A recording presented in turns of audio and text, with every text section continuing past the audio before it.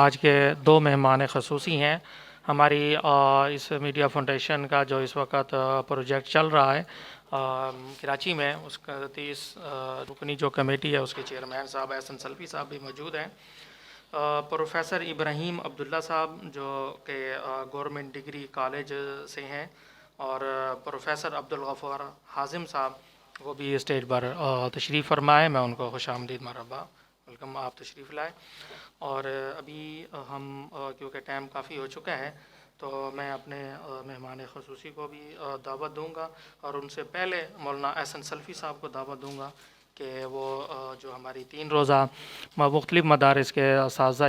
طالب علموں کے ساتھ، پہلے اساتذہ کے ساتھ ورکشاپ تھی، اس کے بعد پھر انہی مدارس کے جو اسٹوڈنٹ ہیں ان کے ساتھ جو ورکشاپ چلی ہے، تو اس حوالے سے اپنے خیالات کا اظہار فرمائیں مولانا احسن سلفی صاحب۔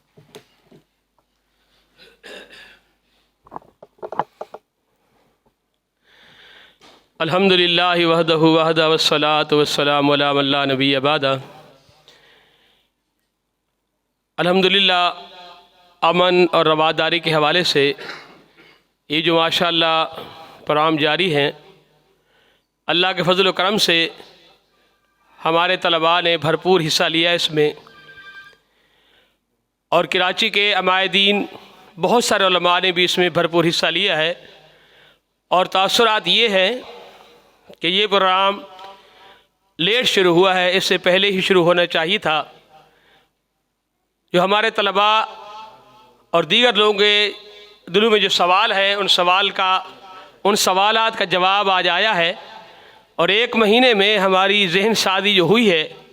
ہمارے بہت سارے خدشات دور ہو گئے ہیں۔ آج کے ہمارے مہمانان گرامی ماشاءاللہ استاد المکرم شیخ المشائخ الشیخ پروفیسر